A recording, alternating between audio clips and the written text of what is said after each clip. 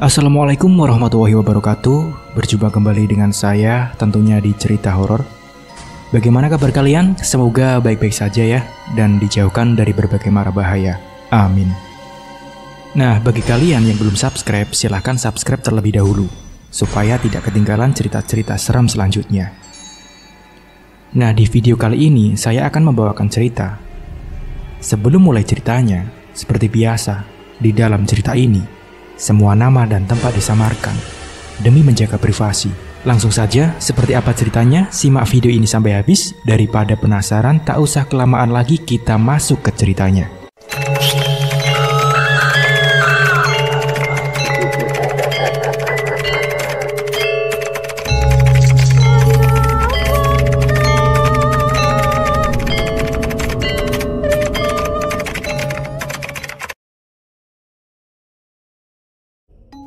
Suatu hari, Ana, teman sekantor, masuk ke ruanganku. Dia sahabatku. Kami dulu dari kampus yang sama. Dia adik tingkatku. Sibuk gak, Kak? Tanya Ana. Dia lalu masuk dan duduk di depan mejaku. Gak juga, jawabku sambil meletakkan buku laporan bulanan yang sedang kubuat. Kak, mau gak nemenin aku ke Banten? Tanya Ana. Mau apa? Tanyaku heran. Ana kemudian menjelaskan kenapa dia mau ke Banten. Mau ya, Kak? Pintanya setengah memohon. Kapan? Tanyaku. Tak tega juga melihatnya memelas minta ditemani. Jumat besok, Kak. Kita berangkat pagi. Kan tanggal merah, kita pulang Minggu. Katanya menjelaskan. Jumat pagi, kami sudah sampai di terminal. Kemudian naik bis jurusan Bakauni. Kami duduk di bangku belakang supir agar agak longgar. Dalam perjalanan yang memerlukan waktu sekitar 3 jam, kami lebih banyak diam. Aku terbangun saat Ana menepuk-nepuk pipiku. Kak, sudah sampai, katanya. Kuusap kedua mataku. Penumpang mulai turun. Kami pun turun menuju loket. Setelah membeli karcis, kami menuju ke dermaga 3, di mana kapal yang akan kami tumpangi bersandar. Cukup jauh juga jaraknya, cukup melelahkan. Sesampainya di dalam kapal, kami mencari tempat duduk yang sekiranya nyaman untuk rebahan. Meski tidak tidur, tapi setidaknya bisa untuk meluruskan punggung. Kami duduk di bangku paling belakang dekat jendela. Penumpang tidak terlalu ramai, sehingga kami bisa betul-betul meluruskan kaki. Lagi-lagi, aku tertidur. Mungkin karena waktu berangkat masih terlalu pagi. Entah sudah berapa lama aku tertidur. Saat bangun, kulihat Ana sedang melamun sambil melihat keluar jendela. Mau sarapan apa kita? Tanyaku. Ana menoleh ke arahku. Pop mie saja yang gampang, jawabnya. Kupanggil penjual pop mie yang keliling dalam kapal. Lalu aku memesan 2 mangkuk. Nanti kita menginap di mana? Tanyaku. Di rumah tanteku, Kak, di Serang, jawab Ana. Pop mie pesanan kami datang. Setelah membayar, kami menunggu dingin untuk kemudian kami makan. Sekitar 3 jam dalam perjalanan, akhirnya kapal merapat ke dermaga. Kami berhenti di musola pelabuhan karena sudah masuk waktu zuhur. Nah, kita sholat. Terus kita mau datang ke dukun, apa nggak salah? Tanyaku pada Ana selesai kami sholat. Ana menatapku. Cuma kali ini, Kak. Setelah ini aku gak akan datang-datang ke dukun lagi, jawabku. Aku menghela nafas. Kutatap wajahnya. Ada kesungguhan di sana. Kami menuju terminal pelabuhan mencari bis jurusan Serang. Di dalam bis masih kosong. Pasti bakalan lama ini, pikirku. Kak, kita cari makan siang dulu yuk. Masih lama kayaknya, kata Ana mengajakku turun dari bis. Aku mengangguk. Kami pun turun dan mencari makan siang di warung sekitar terminal. Nyari warung pecel saja, nah. Aku ingin makan pecel, kataku pada Ana. Setelah berjalan beberapa meter, kami menemukan penjual pecel siram. Seorang nenek-nenek. Kami memesan 2 porsi. Mau kemana, Neng? Tanya nenek penjual pecel. Ke Serang, Nek, Ana menjawab. Kalau mau ke Serang mah nunggu bis di luar saja, Neng. Lebih cepat datang, kata nenek itu. Oh, begitu. Ya sudah, nanti kami menunggu bis di luar terminal saja, kek, kataku. Terima kasih, Nek, sudah diberitahu, kata Ana. Nenek penjual pecel mengangguk sambil tersenyum. Kami makan nasi pecel siram. Enak sekali rasanya. Apa mungkin karena kami sedang lapar? Entahlah. Setelah selesai makan dan membayarnya, kami segera menuju ke arah luar terminal. Baru beberapa langkah, para tukang ojek menawarkan jasa. Daripada jalan lumayan jauh, akhirnya kami naik ojek menuju ke arah luar terminal. Di depan sebuah kios, kami menunggu bis. Tak lama, bis jurusan Jakarta Merak datang. Kami pun segera naik. Ke Serang, Pak, kataku kepada kenek sambil menyerahkan uang Rp50.000. Berapa orang, Neng? Tanyanya. 2 orang, Pak, jawabku. Jauh nggak rumah temanmu dari terminal, Nak? Tanyaku pada Ana. Ya, lumayan lah, jawab Ana.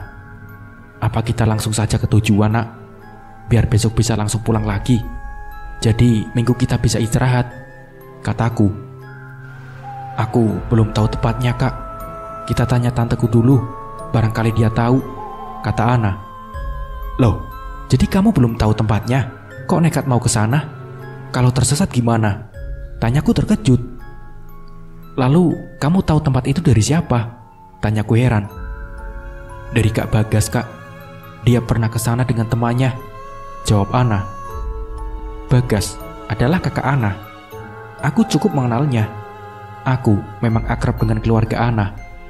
Terlebih sejak orang tuanya meninggal dunia, aku sering menginap di rumah Ana. Dia tinggal sendiri di rumah peninggalan orang tuanya. 2 jam kami dalam perjalanan. Akhirnya sampai di terminal Pakupatan. Kami turun, lalu menuju pangkalan taksi. Kami naik taksi menuju rumah tantenya Ana. Dalam perjalanan, Ana menelpon tantenya, memberitahu bahwa kami sedang menuju rumahnya. Ana membuka pagar hitam, sebuah rumah tingkat berbentuk minimalis. Rumah yang sangat asri. Halamannya ditumbuhi berbagai macam bunga. Ada sebuah ayunan besi di sudut taman. Assalamualaikum. Kami mengucapkan salam berbarengan. Waalaikumsalam. Terdengar suara dari dalam. Pintu terbuka. Seorang perempuan parubaya berdiri menyambut kami. Akhirnya sampai juga, kata Tante Desi pada Ana sambil memeluknya. Ini Kak Rahma, Tante, teman sekantorku, kata Ana memperkenalkan aku pada Tante Desi. Aku menyalaminya. Rahma, kataku memperkenalkan diri. Tante Desi menyambut tanganku sambil tersenyum. Ayo, masuk, ajak Tante Desi pada kami. Setelah berbincang, Tante Desi mengantar kami ke sebuah kamar. Kalian tidur di kamar ini ya, katanya. Istirahat saja dulu, kan lelah seharian dalam perjalanan, lanjutnya. Iya Tante, kami menjawab bersamaan. Tante Desi kemudian meninggalkan kami. Aku langsung mandi, gerah rasanya seharian dalam bis. Lengket sekali badanku. Ana berbaring terlentang, pasti dia juga sama lelahnya. Selesai mandi, kami sholat asar. Beberapa saat kemudian, kami pun tertidur. Selesai sholat maghrib, kami makan bersama. Om Hasan, suami Tante Desi sudah pulang dari kantor. Kamu yakin akan ke desa Seram, Nak? Tanya Om Hasan. Iya Om, Om tahu tempatnya, tanya Ana. Tahu persis enggak, tapi itu sepertinya di wilayah Badai Luar. Kenapa kamu nggak tanya saja ke Bagas? Tanya Om Hasan. Kak Bagas juga lupa tempatnya di mana Om, jawab Ana. Lalu alamat itu dari mana? Tanya Om Hasan. Dari teman Kak Bagas, ditulis saat mereka berada di sana. Ana menjelaskan. Coba nanti Om tanyakan kepada teman-teman, barangkali mereka ada yang tahu, kata Om Hasan.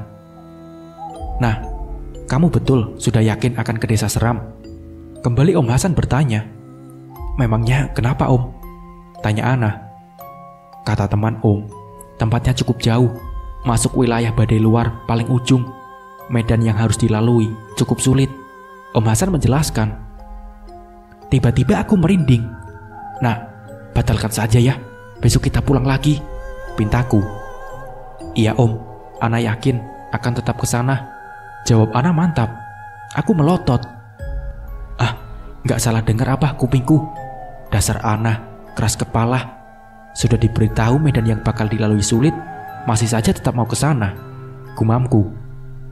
Ya sudah, nanti om carikan ojek yang hafal daerah itu, kata Om Hasan. Akhirnya, beliau mengalah setelah tidak berhasil membujuk Ana. Nah, besok kita pulang lagi yuk. Aku berusaha membujuk Ana sebelum tidur. Tanggung kak, sudah sampai di sini. Tinggal sedikit lagi kok, katanya ngeyel. Iya, besok kita jalan-jalan saja nak, menikmati hari libur. Kembali aku membujuknya. Namun, aku tak berhasil. Dasar Ana, dia tetap pada pendiriannya. Pagi-pagi, setelah salat subuh, kami berangkat naik ojek yang dipesan oleh Om Hasan. Sebelumnya kami berpamitan pada Om Hasan dan Tante Desi. Mereka berpesan agar kami berhati-hati. Sengaja kami berangkat pagi, karena jarak yang akan ditempuh memakan waktu sekitar 5 jam. Alangkah jauhnya. Tiba-tiba aku menyesal. Kenapa aku mau menemani Ana? Namun semua sudah terjadi. Aku tak tahu jalan mana saja yang sudah kami lewati. Yang kurasakan, punggung dan perutku sangat pegal. Berulang kali, aku membetulkan letak duduk agar sedikit mengurangi rasa pegal. Kulihat Ana seperti tak merasakan apapun. Dia tetap tenang duduk di jok belakang. Beberapa kali abang ojek yang kami tumpangi berhenti untuk menanyakan alamat yang dimaksud. Selalu dijawab masih jauh dengan pandangan mata aneh ke arah kami. Aku merasakan hal itu. Sepertinya memang ada yang aneh. Kenapa orang-orang yang kami tanyai selalu memandang kami dengan tatapan yang ganjil? Apakah Ana juga merasakan hal yang sama? Perasaanku semakin tak karuan waktu zuhur telah tiba. Kami belum juga sampai tujuan. Padahal kata Om Hasan, hanya memakan waktu 5 jam perjalanan. Kami berhenti di sebuah masjid yang kami jumpai di jalan. Hatiku makin tak tenang. Nah, kita putar balik saja yuk, ajakku pada Ana. Lalu Ana menatapku. Aku seperti tak mengenalnya. Merinding aku dibuatnya. Tanpa memperdulikan ajakanku, Ana kembali naik motor. Dan dengan terpaksa aku mengikutinya. Kembali, kami melewati beberapa desa. Jalan yang kami lewati masih jalan aspal. Motor bisa melaju dengan kencang. Berarti masih jauh perjalanan kami. Batinku, kata Om Hasan semalam, bukankah jalan yang akan kami lewati sulit? Dalam perjalanan, aku berdoa, apa saja yang kuhafal. Betul-betul aku merasa tak tenang. Waktu menunjukkan pukul 15.00. Ketika kami sampai di jalan tanah, kami lalu berhenti. Ada beberapa tukang ojek yang sedang mangkal di ujung jalan. Beberapa dari mereka menghampiri kami. Neng, kami hanya bisa mengantar sampai sini.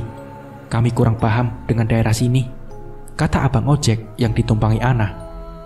Oh iya bang, gak apa-apa, jawab Ana sambil membayar ongkos ojek kami.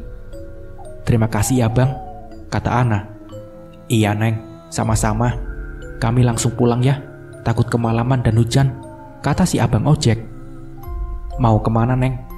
Tanya salah satu bapak yang tadi menghampiri kami. Mau ke rumah Abah Adang, jawab Ana sambil menyerahkan kertas alamat yang diberikan Bagas. Bapak itu membacanya, lalu diberikan kepada bapak yang lain. Kulihat mereka saling berpandangan, seperti ada yang aneh dengan alamat itu. Aku semakin gelisah, betul-betul menyesal aku menemani Ana ke tempat ini. Setelah lama saling berpandangan, akhirnya bapak yang memegang kertas mengatakan kalau medan yang akan dilalui penuh resiko dan ada beberapa hal yang tidak boleh dilanggar. Jika melanggar, maka akan celaka. Kami semakin merinding. Kepalaku terasa pusing tiba-tiba. Nah, kita pulang saja yuk.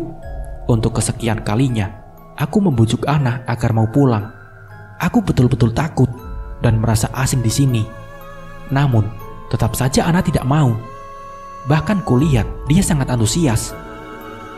Selama dalam perjalanan nanti, jangan sekali-kali menengok ke belakang, kata si bapak.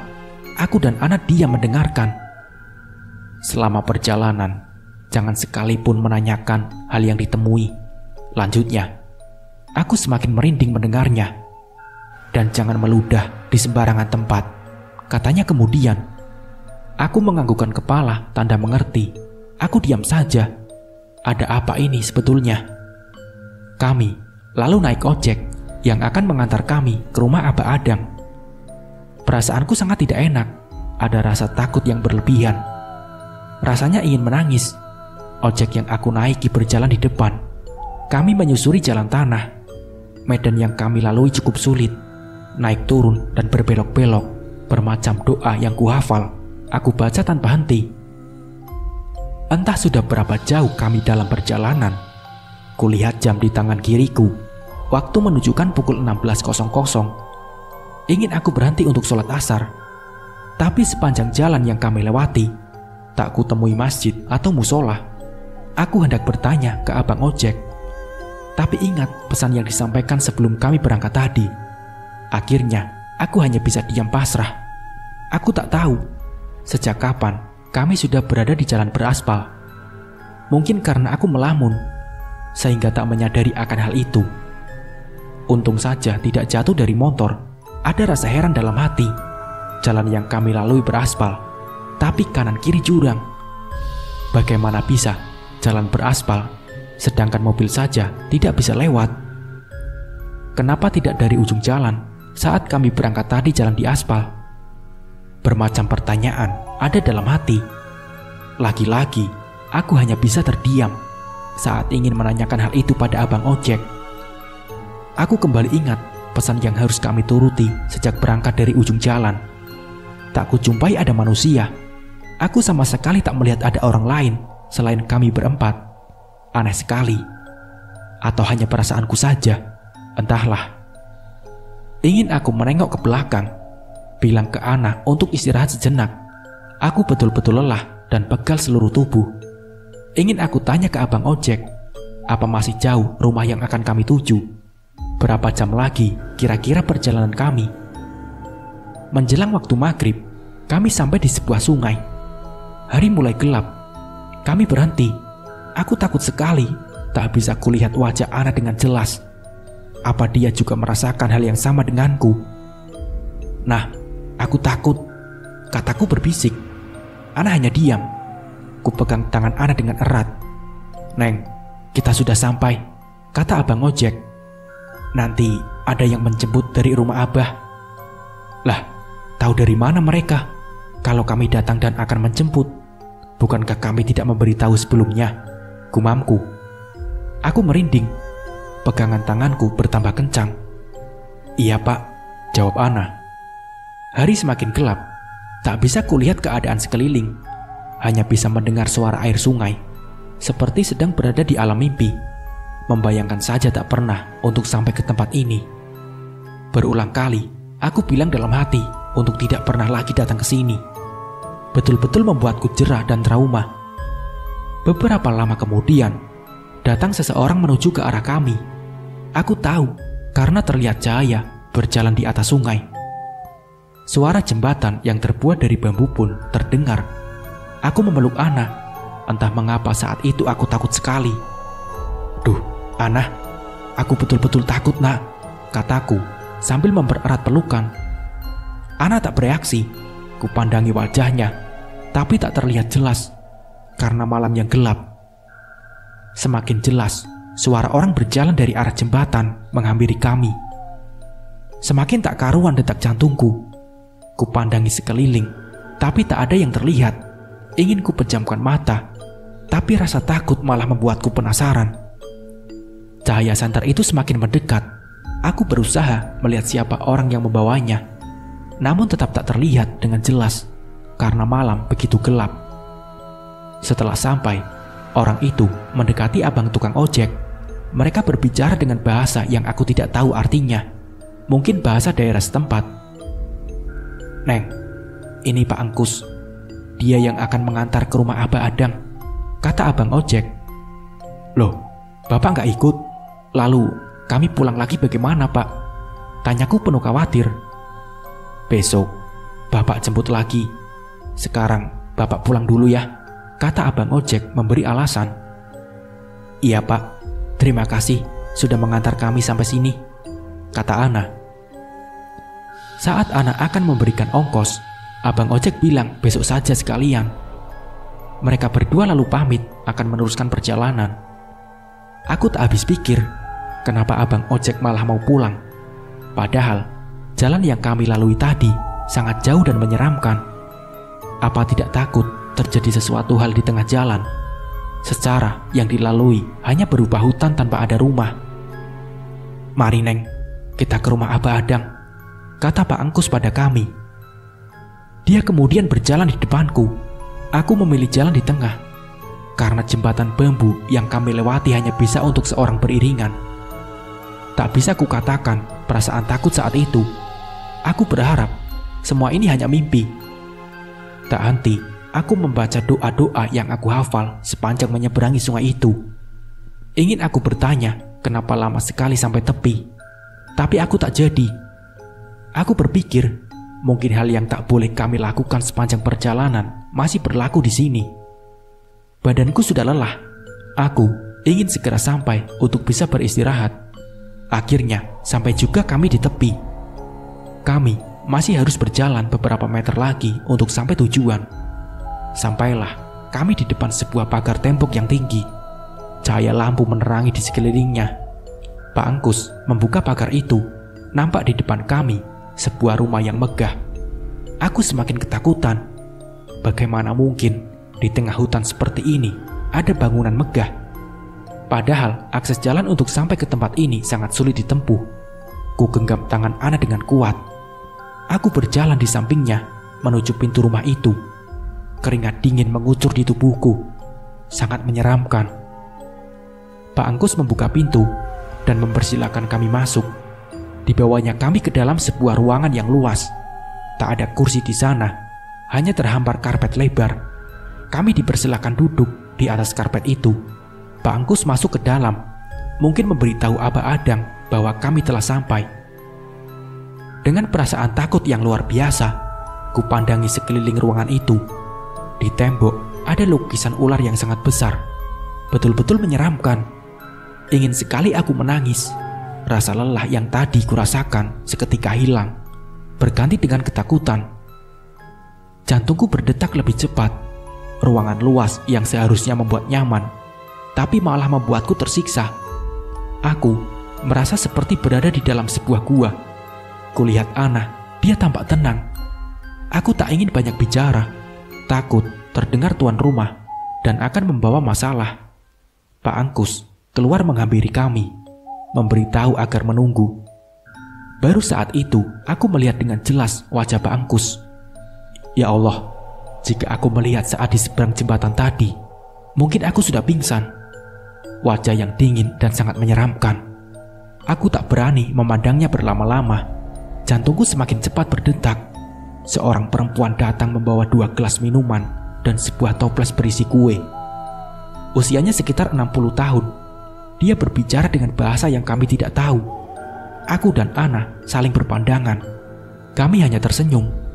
Mungkin perempuan itu tahu kalau kami tidak paham dengan apa yang dia katakan. Dipegangnya tangan kami dan dibawa masuk ke dalam. Kami hanya bisa mengikuti. Kami dibawa ke kamar mandi. Oh, rupanya dia mungkin tadi menyuruh kami agar mandi. Kami pun lalu mandi. Ada 2 buah kamar mandi.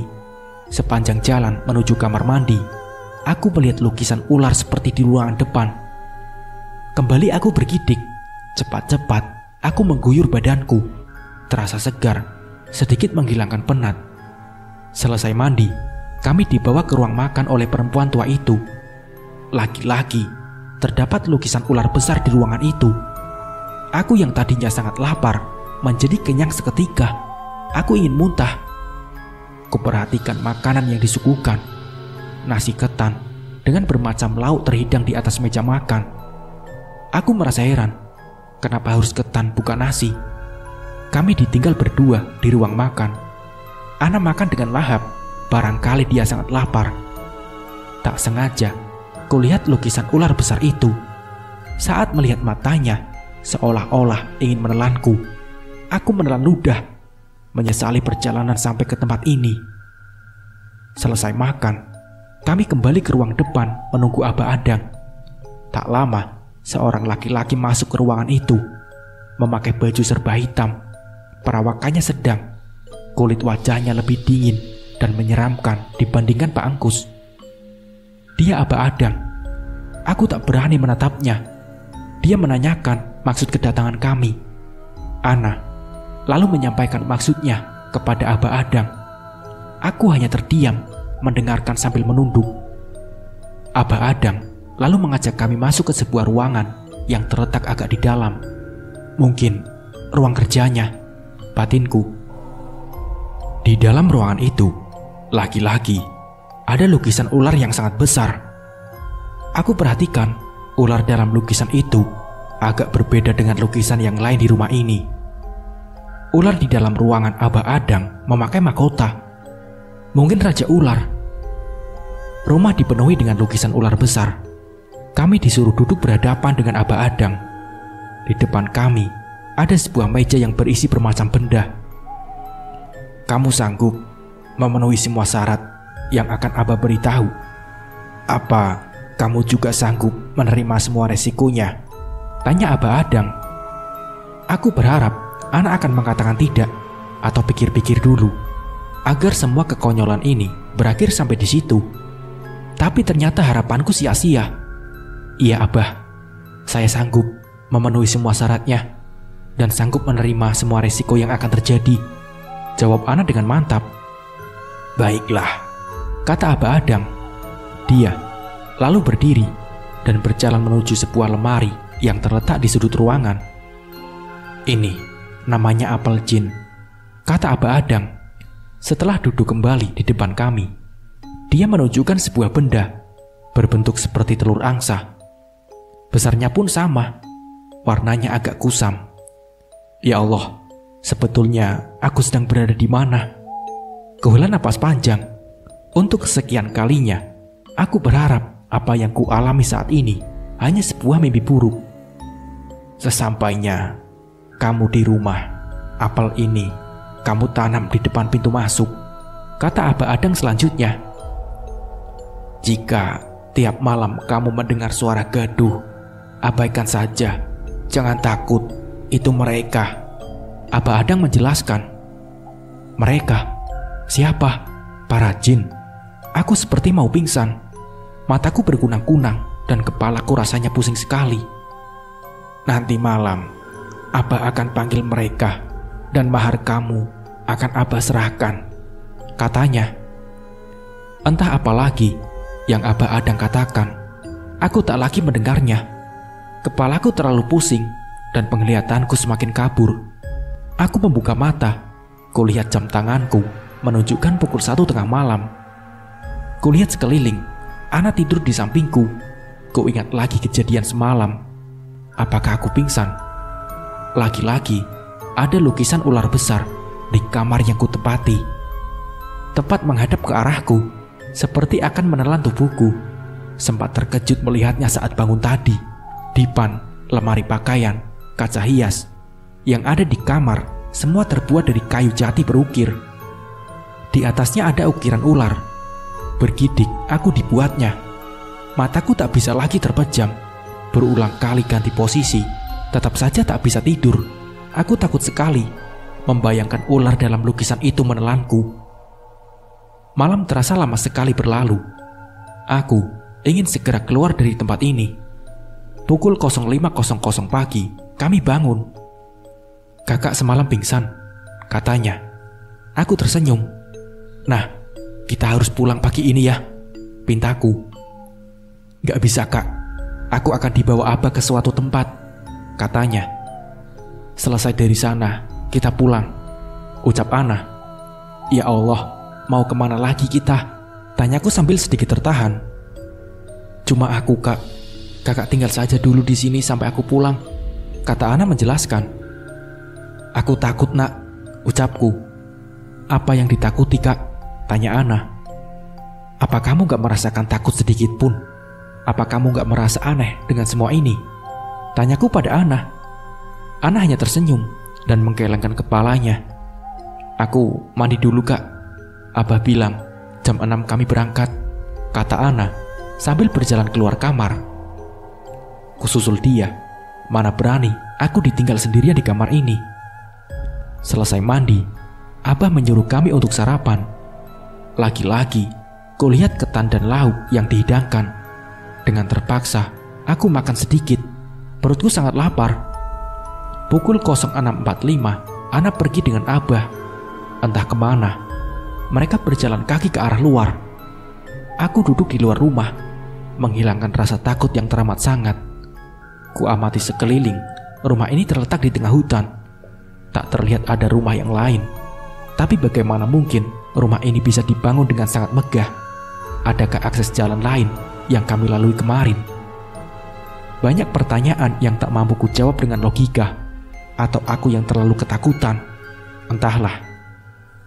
Lama sekali waktu berlalu. Berulang kali aku menengok ke arah pintu pagar, berharap Ana akan muncul di sana. Dari semalam tak kulihat ada orang di rumah sebesar ini. Hanya Abah Adang, Pak Angkus, dan ibu tua itu. Lalu kamar-kamar yang ada di dalam itu kamar siapa? Untuk apa dibuat kamar jika tak ada yang menempati? Aku merasa haus sebetulnya. Tapi untuk masuk mengambil air minum di dapur, aku tak berani. Kenapa Ana lama sekali? Sudah hampir 4 jam dia pergi. Aku mulai gelisah. Kemana sebetulnya Ana dibawa Abah Adang? Sekitar pukul 1 siang, Ana datang. Lega sekali rasanya. Aku ingin cepat-cepat meninggalkan tempat ini. "Alhamdulillah, akhirnya kamu datang juga, Nak," sambutku bersemangat. Tak sengaja, kulihat Abah Adang. Dia menatapku dengan tajam. Aku merinding. "Kita langsung pulang ya," ajakku. "Makan dulu, baru pulang. Nanti diantar Pak Angkus sampai seberang," kata Abah Adang. "Maaf Abah, biar kami makan di jalan saja nanti," kataku buru-buru sebelum Ana mengiyakan tawaran Abah Adang. Kami lalu diantar Pak Angkus sampai seberang jembatan. Ya Allah, lagi-lagi aku merinding. Siang itu baru bisa kulihat jalan menuju jembatan. Semak belukar, pasti banyak ular di sini, pikirku. Jembatan yang untuk menyeberang pun hanya terbuat dari 5 buah batang bambu yang diikat. Di bawah mengalir sungai yang airnya sangat deras. Tak bisa kubayangkan andai kami jatuh ke bawah sana. Sampai di seberang, abang ojek yang membawa kami saat datang sudah menunggu.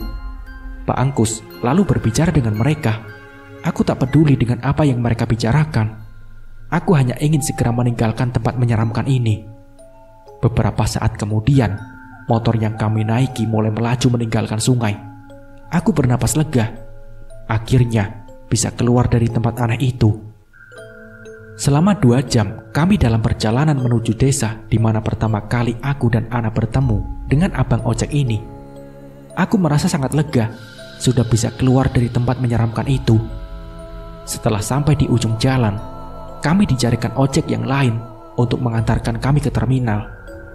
Sampai terminal, kami naik bis jurusan Merak. Lalu, kami naik dan mencari bangku kosong. Ada di paling belakang dekat pintu keluar. Kupegang tangan Ana, terasa sangat dingin. Wajahnya pun terlihat sangat pucat. "Nak, kamu sakit?" Aku bertanya dengan khawatir. "Enggak Kak, cuma sedikit pusing," jawabnya. "Ya sudah, dibawa tidur aja," saranku. Sekitar setengah jam, kulihat Ana sudah tidur. Waktu menunjukkan pukul 8 malam saat kenaik bis membangunkan kami. "Sudah sampai, Neng," kata kenaik bus itu. Rupanya, tadi kami tertidur dengan nyenyaknya. Kami pun turun menuju pangkalan ojek. "Keloket ya Pak," aku berkata pada abang ojek. Setelah membeli tiket, kami berjalan ke dermaga bersama penumpang lain. "Nak, cari makan dulu yuk," ajakku. Ana hanya mengangguk. Kami membeli makanan dan minuman untuk dimakan di dalam kapal. Seperti saat berangkat, kali ini pun kapal sepi penumpang. Kami memilih tempat duduk di belakang dekat jendela sambil makan. Kutanyakan pada Ana, tadi pagi dia pergi kemana dengan Abah Adang. Ana seperti ragu untuk bercerita. Ia memandangku lama. "Tapi janji ya kak, jangan cerita kepada siapapun," pinta Ana padaku. Aku diam tak mengiyakan. Apa sebetulnya yang terjadi? Kenapa Ana memintaku seperti itu? Kupandangi wajahnya. "Kamu mengenalku sudah berapa tahun, nak? Apa aku pernah membuatmu kecewa?" tanyaku. Ana menggelengkan kepalanya. Sekali lagi Ana menatapku. Tak sabar aku ingin segera mendengar ceritanya. "Aku tadi pagi dibawa Abah Adang ke sebuah gua. Di dalam gua itu ada seekor ular yang sangat besar, kak. Seperti yang ada dalam lukisan di dinding rumah Abah Adang." Ana mulai bercerita. Aku melotot memandangnya. Air minum yang sedang ku minum tersembur keluar saking terkejut. Tiba-tiba rasa takut yang sudah hilang datang lagi. Membayangkan bertemu langsung dengan ular besar di dalam gua. Itu nyata. Sedang yang hanya berupa lukisan saja sudah begitu menakutkan. Jika aku di posisi Ana, pasti sudah pingsan. "Aku diberi telur oleh Abah Adang yang harus kulempar ke arah mulut ular itu, kak," lanjut Ana. "Kata Abah Adang, jika telur itu masuk ke dalam mulut ular, maka keinginanku akan terkabul, kak," ucap Ana. Ya Allah, aku seperti berhadapan dengan orang asing. Aku merasa yang duduk di depanku bukan Ana yang ku kenal. Sejak kapan seekor ular bisa mengabulkan keinginan seseorang? "Dan aku berhasil melempar telur itu, kak, tepat ke mulut si ular," kata Ana dengan antusias. "Tentu saja aku sangat senang. Keinginan agar Kak Ridwan segera menikahiku akan segera terkabul, kak," lanjutnya dengan wajah gembira. Aku diam mendengarkan, tak tahu harus berkomentar apa tentang cerita Ana barusan. Kami lalu melanjutkan makan. Dalam hati, aku berharap semoga apa yang Ana inginkan jadi kenyataan. Ridwan datang melamar dan menikahinya. Bukan karena ular besar itu yang bisa mendatangkan Ridwan, tapi karena Allah yang mengetuk hatinya untuk segera menikahi Ana. Sekitar pukul 01.00, kami sampai di rumah Ana. Aku menginap di sana karena tak mungkin pulang ke tempat kos. Ana menuju dapur mencari pisau. Lalu dia keluar menuju ke depan pintu. Aku heran, mau apa Ana? Ternyata dia mau mengubur apel jin yang diberi Abah Adang. Benda itu dikubur di depan pintu masuk rumah Ana. Aku hanya diam melihatnya. Dan aku masuk kamar tidur tamu yang terletak di depan ruangan rumah Ana. Rumah Ana memang sudah seperti rumahku sendiri. Aku hafal betul semua ruangan yang ada di rumahnya. Aku berganti pakaian dan membersihkan diri sebelum beranjak tidur. Badanku sangat lengket karena seharian kemarin berada dalam perjalanan. Tapi aku tak tahan dingin untuk mandi malam itu. Aku sangat mengantuk, tapi mataku tak bisa terpejam. Tak seperti biasanya, kamar yang kutempati terasa sangat panas. Kunaikkan volume AC kamar itu. Masih saja terasa gerah. Badanku mandi keringat. Kulihat jam dinding. Waktu sudah menunjukkan pukul 02.45. Dan tiba-tiba aku mendengar sesuatu seperti langkah orang berjalan. Semakin lama, semakin jelas terdengar. Aku bangun perlahan dan menuju jendela. Jangan-jangan maling, pikirku. Aku mengintip dari balik gordeng, tapi tak terlihat siapapun di luar. Kembali kubaringkan tubuhku. Suara langkah itu terdengar lagi. Tiba-tiba ada rasa takut. Aku teringat kata-kata yang pernah diucapkan Abah Adang. Apakah itu suara jin yang datang? Takutku semakin menjadi. Ku ambil selimut dan kututupi sekujur tubuh. Padahal gerah teramat sangat. Jantungku berdetak lebih cepat. Suara itu belum juga hilang. Tak tahan aku berlari keluar kamar menuju kamar Ana. Ku gedor pintu kamarnya berkali-kali, tapi tak ada jawaban. Mungkin Ana sudah tertidur pulas karena kelelahan. Dengan ketakutan yang masih kurasakan, aku kembali lagi ke kamar.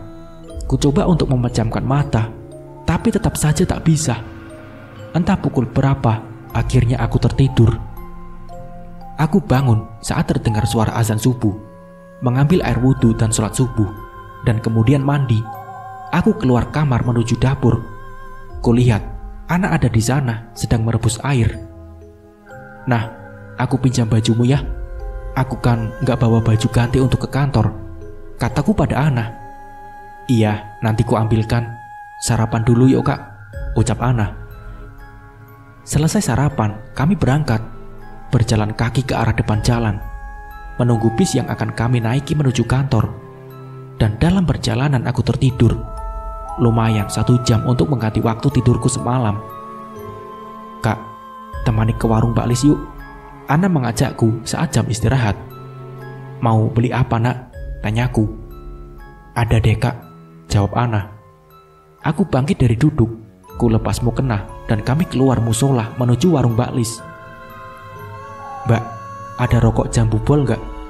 Ana bertanya kepada Mbak Lis. Aku keheranan. Sejak kapan Ana merokok? "Rokok untuk siapa nak?" tanyaku. Ana hanya tersenyum. Aku makin keheranan. "Berapa bungkus mbak?" Mbak Lis bertanya pada Ana. "Adanya berapa bungkus mbak? Saya beli semua," Ana menjawab.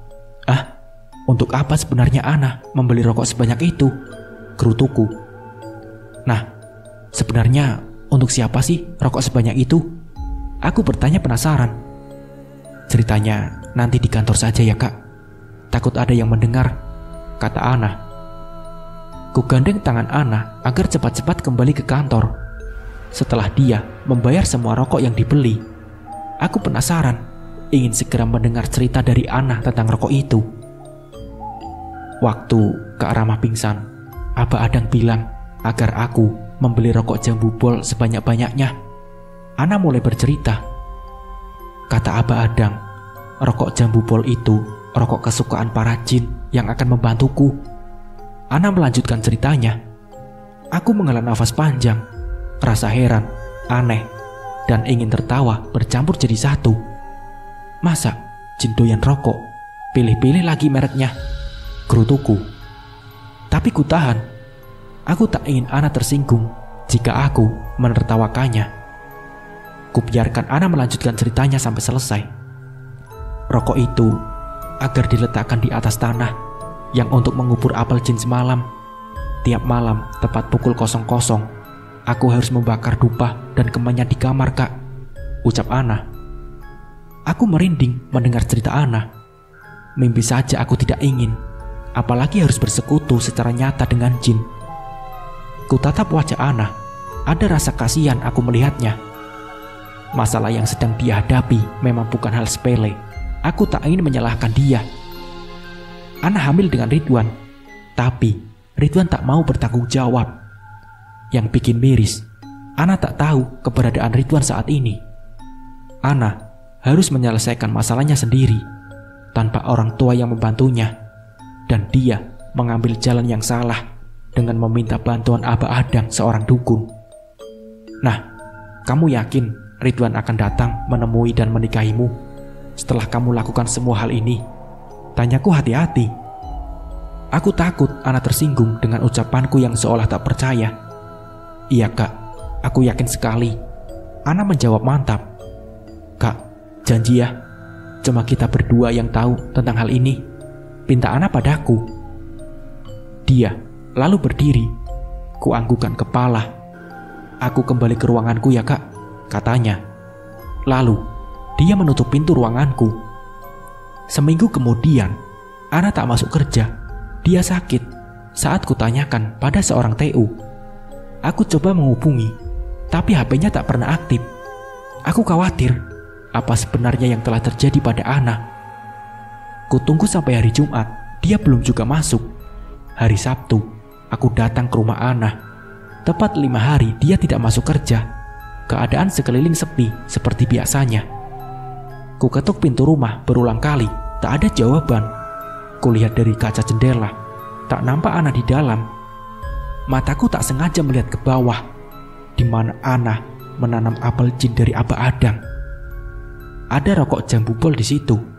Aku merinding. Aku mengelilingi rumah Ana. Ku gedor jendela kamarnya.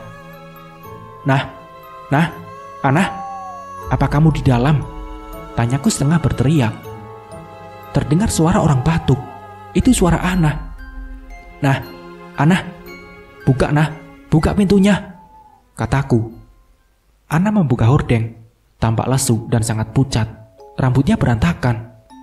Aku merasa lega, ada Ana di dalam. Iya kak, sebentar ku buka pintu depan, katanya sambil menutup hordeng. Aku kembali ke depan, pintu sudah terbuka. Lalu aku masuk, kulihat Ana duduk di kursi depan. Ku pegang tangannya sangat dingin. Kamu sakit apa nak? Tanyaku. Tiba-tiba Ana memelukku sambil menangis. Aku takut kak, Ana berkata di sela-sela tangisnya. Aku bingung dibuatnya. Takut kenapa?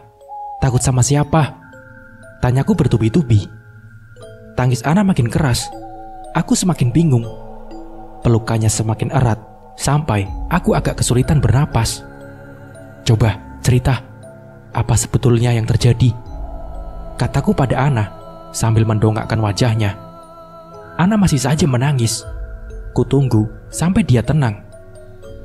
Ada apa nak? Apa yang kamu takutkan? Tanyaku setelah tangisnya reda. Tiap malam ada ular besar di kasurku kak.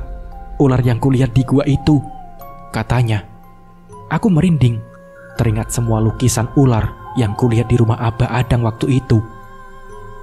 Aku gak tahu dari mana datangnya ular itu kak. Aku juga mendengar suara orang berjalan menuju arah kamarku, kata Ana. Nah, kamu harus mengakhiri ini semua. Bongkar itu apel jin yang kamu tanam dan buang jauh-jauh, kataku sok yakin. Ana bercerita tentang banyak kejadian yang dia alami selama pulang dari rumah Abah Adang. Aku mendengarkan dengan perasaan takut. Nah, apa nggak sebaiknya kamu cerita saja pada Tante Desi? Saranku pada Ana setelah dia selesai bercerita. Nggak kak, aku malu, jawabnya. Selepas waktu asar, kami pamit pulang. Aku menolak dengan halus ajakan Ana untuk menginap malam harinya. Aku sangat takut. Tak terbayang jika aku yang didatangi ular besar itu. Kulihat kecewa di wajah Ana saat aku pamit pulang dan meninggalkannya. Aku sebetulnya sangat kasihan pada Ana, tapi aku tak tahu harus berbuat apa. Aku ingin bercerita pada teman yang lain, berharap ada solusi. Tapi aku ingat pesan Ana agar tak menceritakan hal ini pada siapapun. Sampai ku dengar kabar Ana masuk rumah sakit jiwa sebelum kemudian dari Asti, teman satu kos yang bekerja di sana.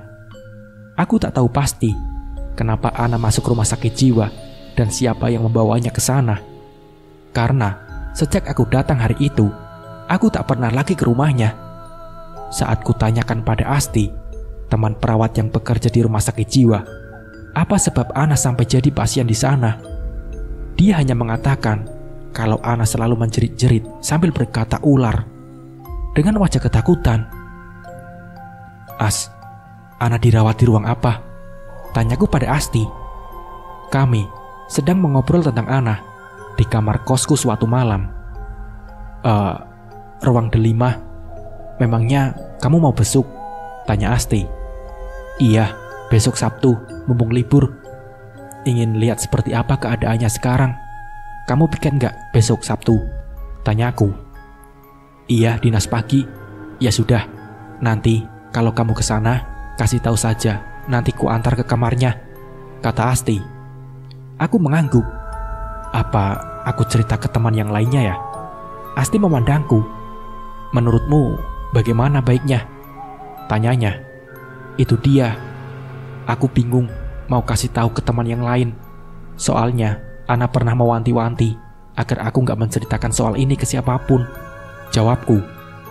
Sebetulnya apa yang terjadi sebelumnya? Tanya Asti lagi. Aku menghela napas. Seram kalau diceritakan. Seram bagaimana? Kamu tahu sesuatu tentang Ana? Tanya Asti. Dia menatapku dengan serius. Awalnya sih aku tahu apa yang Ana lakukan karena aku ikut bersamanya waktu itu. Jawabku. Ikut kemana? Tanya Asti. Seraya duduknya lebih mendekat padaku. Apaan sih? Jauh-jauh sana. Gerah tahu, kataku sambil tertawa. Dan tanganku mendorong badan Asti untuk menjauh. Asti ikut tertawa. "Nyebelin kamu itu," kata Asti.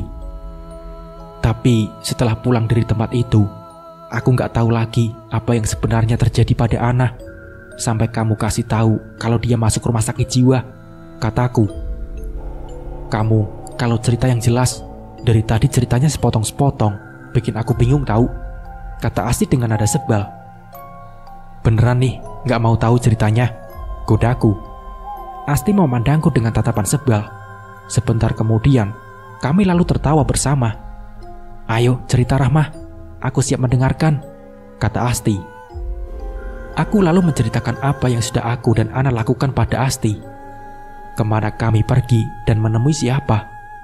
Semua aku ceritakan apa yang ku alami, kecuali pada saat aku pingsan di kamar kerja Abah Adang. Karena memang aku tak tahu apa yang telah terjadi saat itu.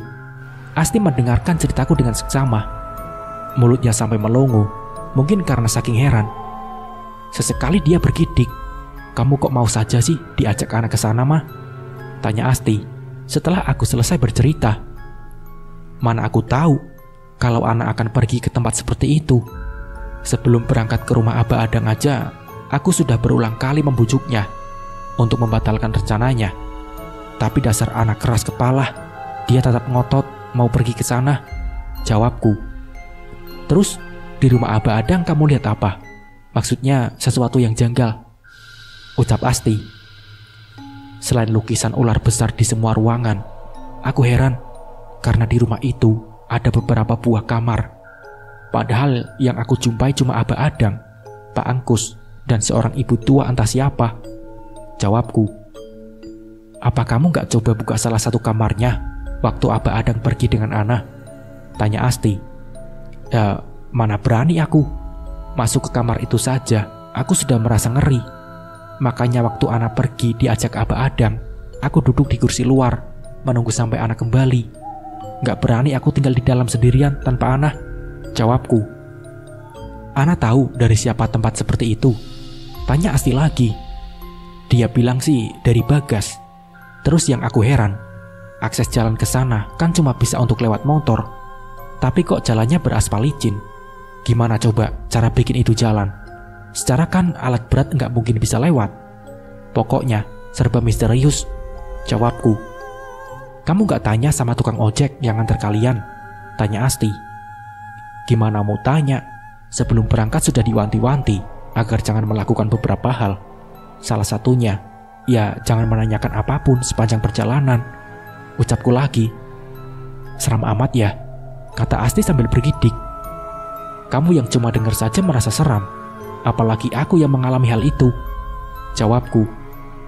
"Selama di rumah Abah, apa ada yang mengganggumu?" tanya Asti. "Untungnya nggak ada, cuma rasa takut banget. Kamu bisa bayangin, tidur di kamar yang dindingnya penuh dengan gambar ular dan kepalanya melihat ke arah kita," kataku sambil bergidik, membayangkan saat tidur di rumah Abah Adang dan terbangun langsung melihat gambar kepala ular. Asti menarik nafas panjang.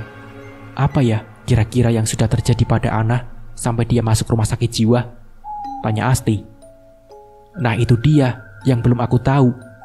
Aku ingin banget cari tahu sebetulnya. Tapi waktu itu aku merasa sangat ketakutan," jawabku. Hari Sabtu, sekitar pukul 8:30 pagi, aku berangkat ke rumah sakit jiwa. Aku akan membesuk Ana. Sebelum berangkat, aku sudah menelpon Asti, memberitahu kalau akan berangkat ke sana. Aku mengeluarkan sepeda motor dari garasi tempat kos, lalu memanaskan mesinnya sekitar 5 menit. Dan setelah itu, mengendarainya menuju ke rumah sakit jiwa.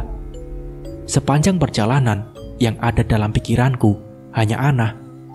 Aku merasa sangat kasihan padanya. Dia seorang sahabat yang baik.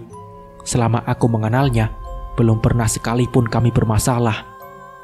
Selama 1 bulan, aku tak bertemu dengannya. Ada rasa rindu dalam hati. Biasanya kami selalu bercerita, bercanda, dan tertawa bersama. Tak hanya di kantor, di luar jam dinas pun kami sering bersama. Melewati sebuah minimarket, aku membelokkan motorku ke sana. Aku membeli bermacam makanan dan buah sebagai oleh-oleh untuk Ana.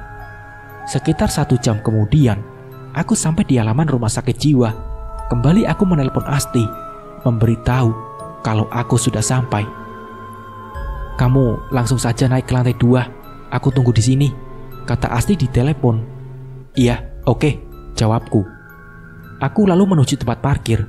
Setelah menerima nomor parkir, segera aku masuk ke rumah sakit jiwa itu. Ku cari lift dan ku tekan tombol nomor 2. Begitu aku berada di dalamnya. Begitu keluar dari lift, ku lihat Asti sudah menunggu. "Ayo, kita langsung ke kamar Ana," kata Asti sambil menggandeng tanganku. Kami berjalan melewati beberapa ruangan, sampai akhirnya sampai di sebuah ruangan bertuliskan ruang delima. Perlahan, Asti membuka pintu ruang delima. Nampak seorang perempuan sedang duduk di tepi ranjang. Begitu pintu terbuka, "Itu Ana, aku tinggal ya," kata Asti. Aku mengangguk. "Iya, makasih ya," kataku. Asti lalu meninggalkan ruang delima. Aku berjalan perlahan mendekat ke arah Ana. Begitu Asti menutup pintu, aku menaruh 2 buah kantong plastik berisi makanan dan buah di atas nakas. "Ana, apa kabar?" tanyaku setelah berada di dekatnya. Dia tak menjawab, tatapannya kosong, melihat lurus ke depan. Kasihan sekali Ana. Kondisinya sungguh jauh berbeda dari Ana yang kukenal selama ini. Rambutnya terlihat kusut, acak-acakan, seperti tak pernah disisir. Wajahnya pias, bagai tak dialiri darah. Kulitnya kusam, badannya nampak kurus. Tak terasa, meniti air mataku jatuh di kedua pipi. Ku ambil sisir dari dalam tas, dan aku mulai menyisir rambutnya secara perlahan. Ana tak bereaksi. Dia hanya sekilas memandangku. Lalu matanya kembali menatap lurus ke depan. Entah apa yang dilihatnya. Aku mengambil ikat rambut dari dalam tas. Lalu ku ikat rambut Ana setelah ku sisir dengan rapi. "Kita makan yuk," kataku, sembari mengeluarkan sebuah roti dari dalam kantong plastik yang tadi ku bawa. Ana hanya diam saja. Kuberikan roti itu padanya. Ana tetap bergeming. Aku mencoba menyuapinya, tapi dia tidak mau.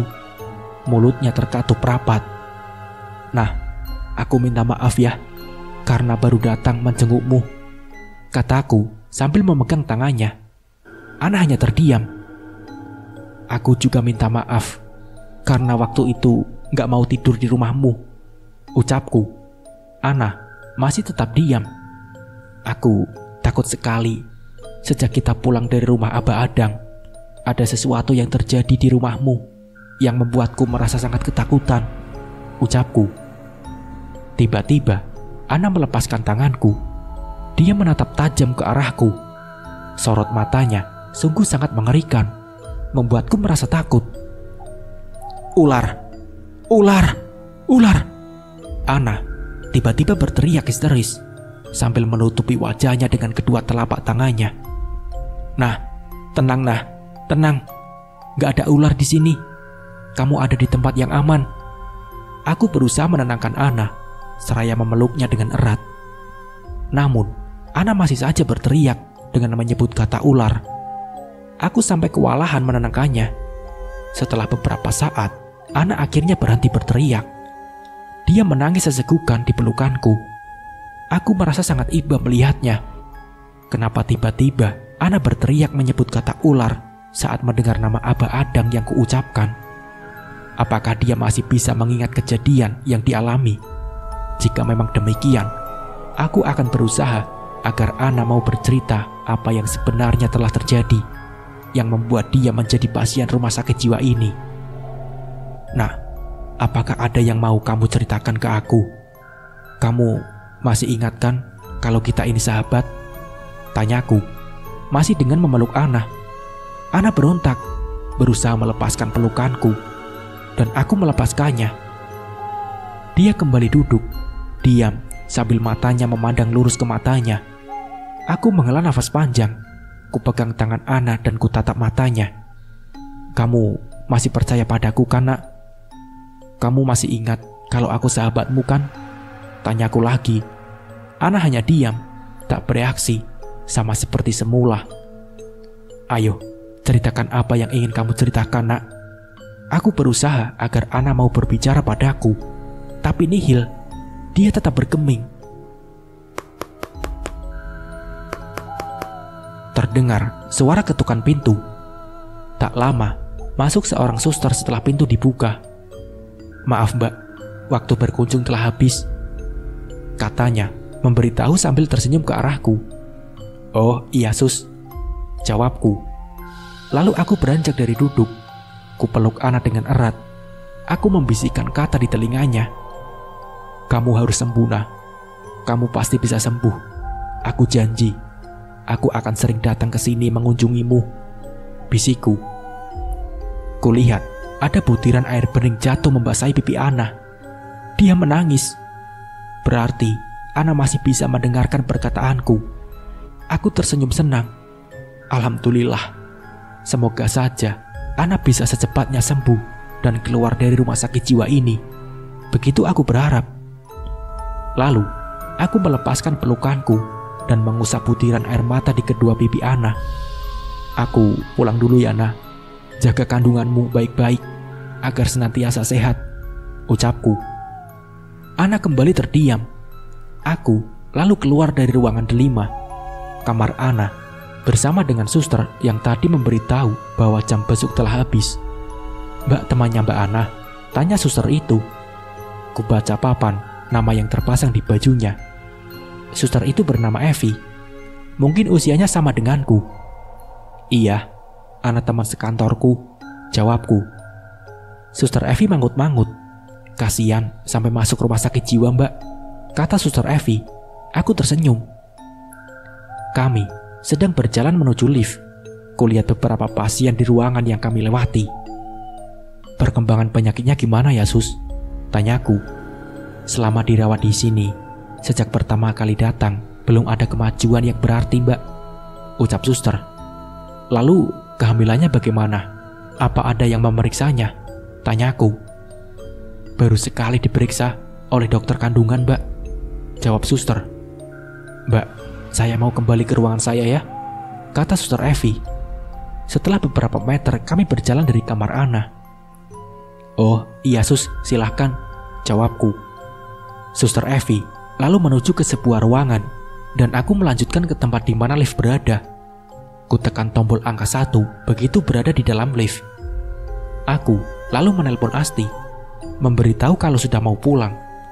Aku juga mengucapkan terima kasih karena telah mengantarku menemui Ana. "Iya mah, hati-hati di jalan," kata Asti di telepon. Aku lalu menuju ke tempat parkir dan memberikan nomor parkirku kepada bapak tukang parkir. Dia lalu mengeluarkan sepeda motorku. Perlahan, aku menjalankan sepeda motorku meninggalkan halaman rumah sakit jiwa di mana Ana dirawat. Aku berjanji dalam hati akan sering membesuknya dan akan berusaha membantunya agar Ana bisa segera sembuh. "As, temani nyari rumah Nova yuk," kataku pada Asti malam harinya. Seperti biasa, kami sedang mengobrol di kamar kosku. "Kapan mah?" tanya Asti. "Besok pagi, sekitar jam 8. Biar pulangnya masih siang," pintaku. "Oh oke. Tadi gimana Ana?" tanya Asti. "Ya begitu, kayaknya memang dia terguncang banget jiwanya. Sampai gak mau ngomong sama sekali," jawabku. "Sama kamu kenal gak?" ucap Asti. "Mungkin lupa-lupa ingat. Dia nangis kok waktu ku peluk. Berarti kan masih ingat aku," jawabku. Kami lalu mengobrol tentang banyak hal seperti biasa. Di tempat kos ini, hanya Asti yang akrab denganku. Selain karena sama-sama tenaga kesehatan, kami juga sebaya. Pukul 10 malam, Asti pamit pulang ke kamar kosnya. Dan aku segera beranjak tidur begitu Asti keluar kamarku. "Mah, jadi nggak kita cari rumah Nova?" tanya Asti keesokan harinya. Jam 7 pagi, dia sudah datang ke kamar kosku.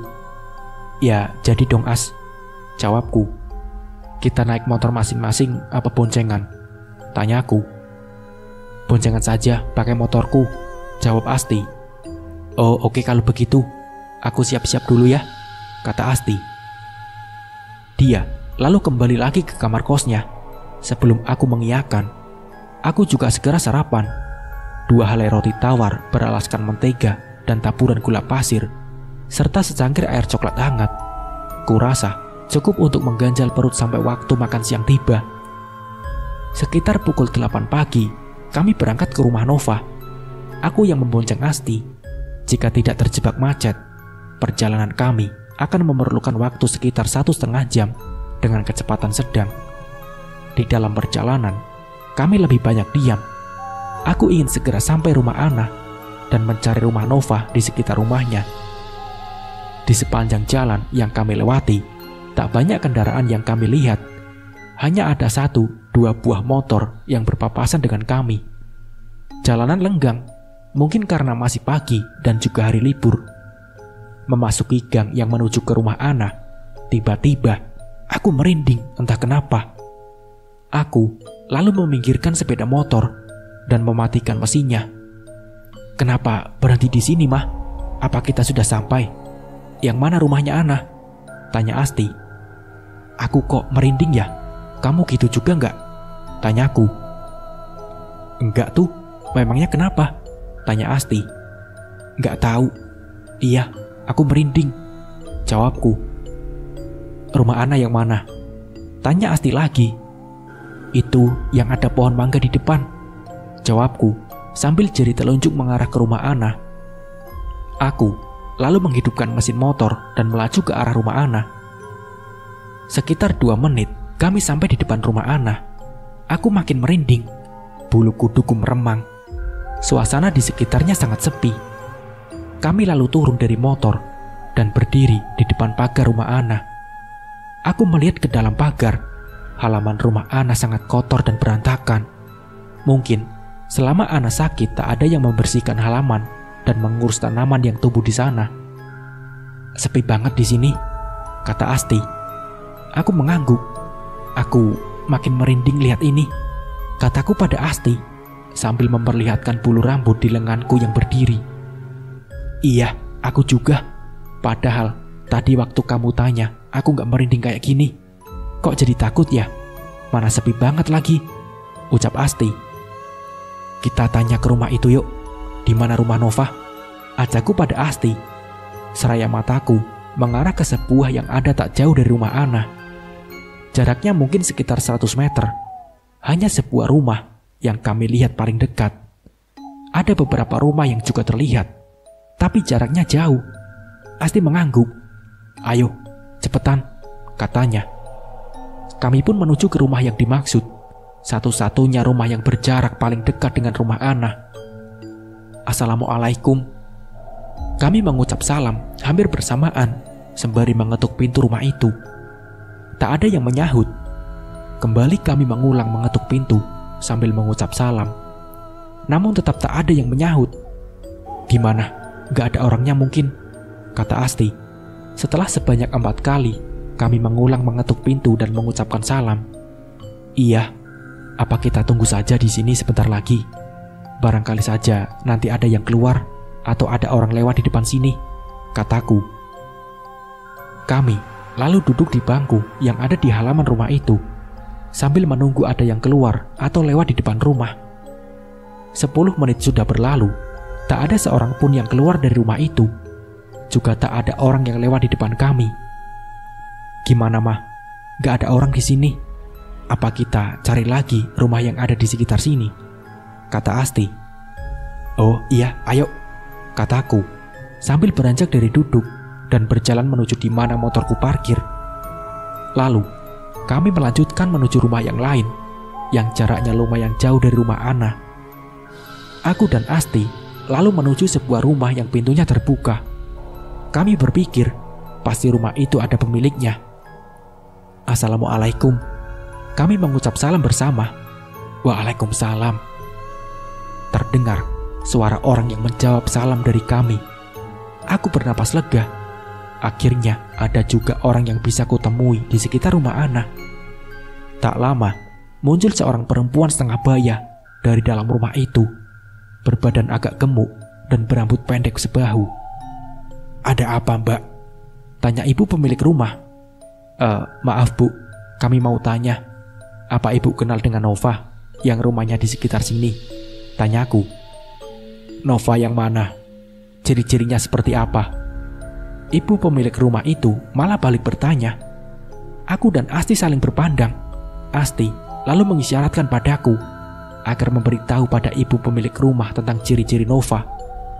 Nova tinggi dan badannya mirip saya, Bu. Mungkin usianya juga sama, sekitar 23 tahun, kataku. Ibu pemilik rumah nampak berpikir. Mungkin dia sedang mengingat sesuatu. Maaf, Mbak, saya nggak tahu. Saya baru seminggu pindah di sini. Coba Mbak tanya rumah sebelah itu, kata ibu itu seraya menunjuk ke arah sebuah rumah. Oh iya, Bu, nggak apa-apa. Maaf sudah mengganggu, kataku. Kami pun pamit dan meninggalkan rumah itu. Mah, pulang saja yuk, ajak Asti. Mungkin dia sudah lelah, sama seperti aku. Aku menatapnya. Nanggung, As. Kita sudah sampai sini. Masa mau pulang lagi? Ucapku.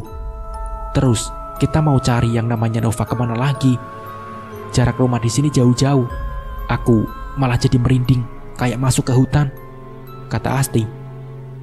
Aku terdiam, membenarkan apa yang dikatakan Asti.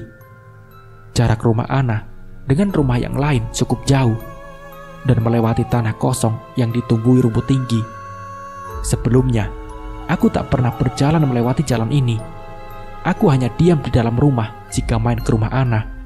Saat ada Nova, aku pun tak pernah menanyakan rumahnya. Kami hanya mengobrol. Kupikir dia teman Ana yang sedang berkunjung, sama seperti aku. Ayo Mah, kita pulang saja. Besok lagi kita cari rumah Nova. Atau aku akan coba tanya ke Ana, kata Asti sedikit memaksa. Dia pasti jenuh, haus dan lapar. Aku menghela nafas panjang. Ku amati sekeliling, tak terlihat ada orang yang lewat. Kita tunggu sebentar lagi ya. Siapa tahu ada orang yang lewat yang bisa kita tanya, kataku, sedikit memohon kepada Asti mau menunggu. Asti tak menjawab, tapi dia mencari tempat untuk duduk.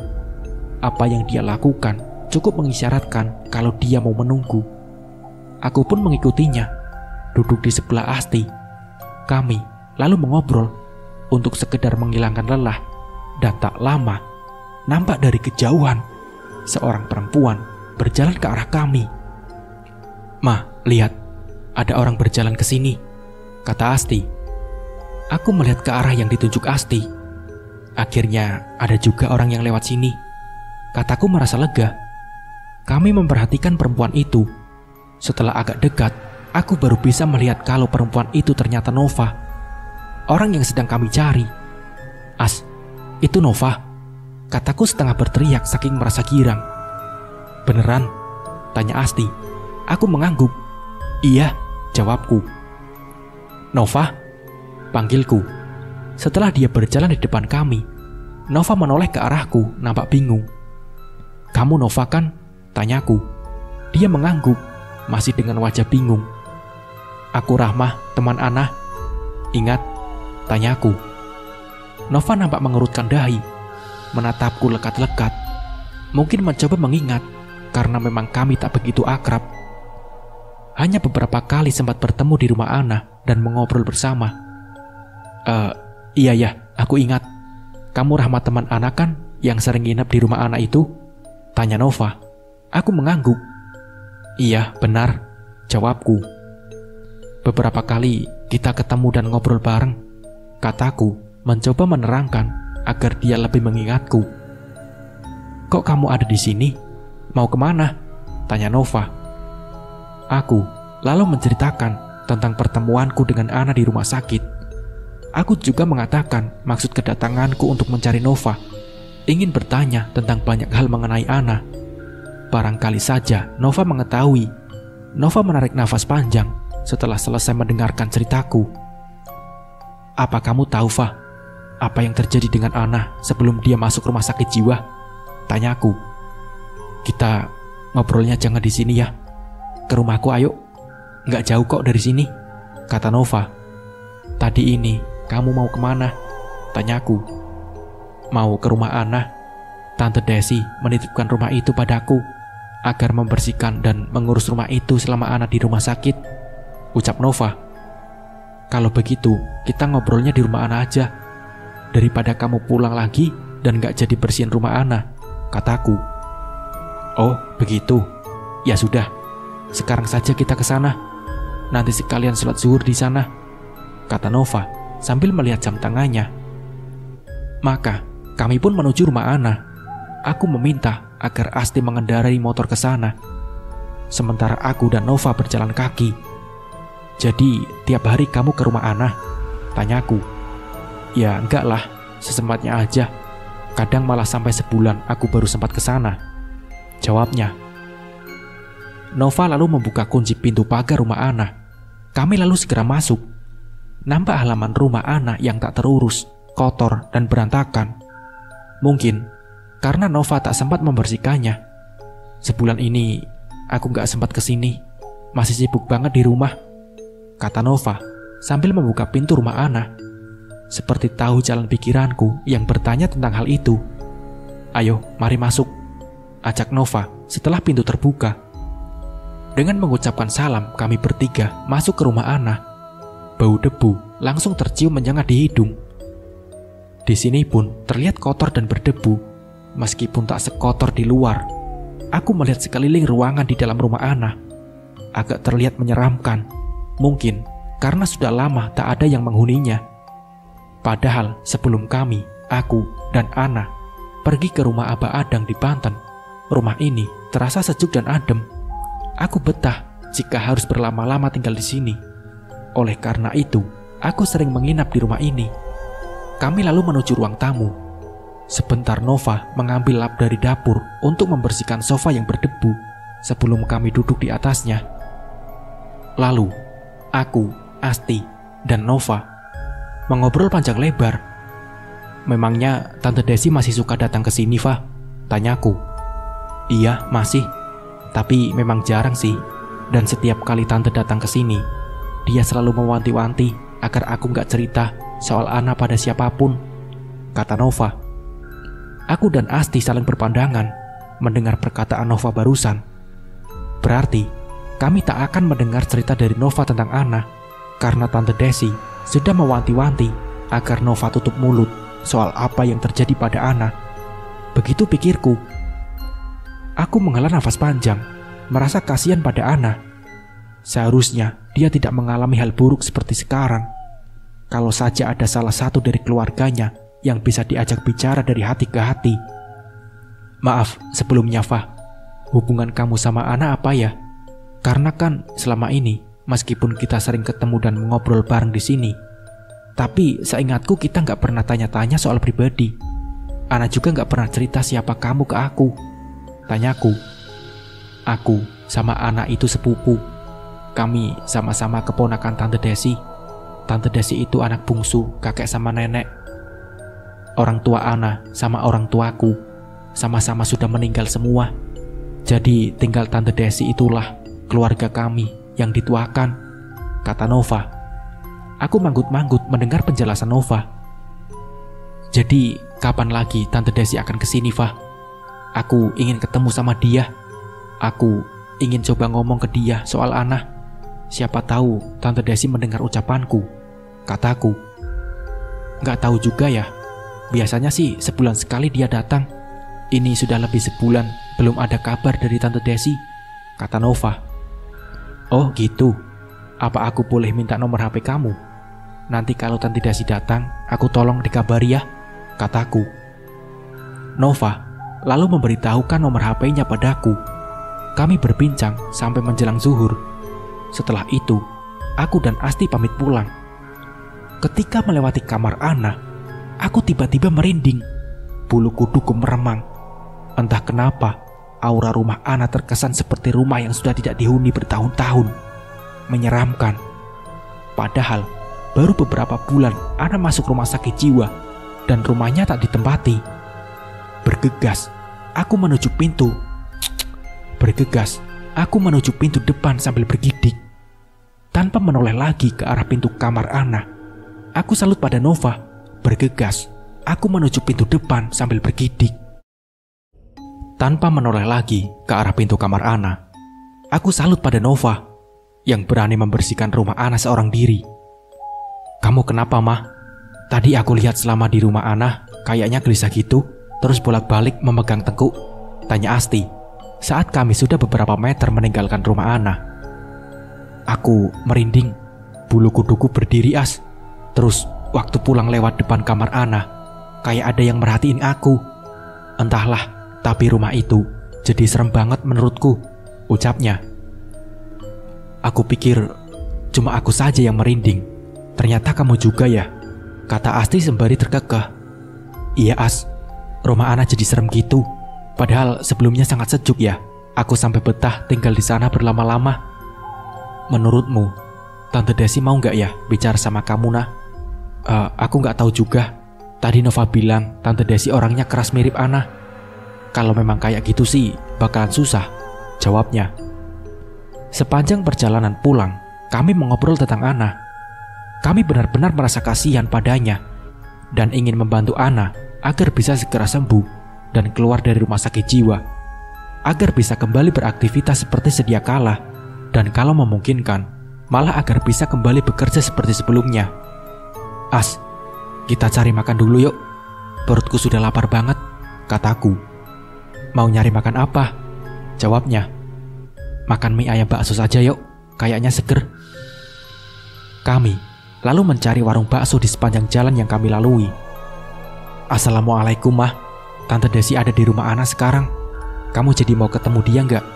Nanti aku sampaikan, bunyi pesan Nova via WhatsApp. Setelah 10 hari, aku dan Asti mendatangi rumah Ana.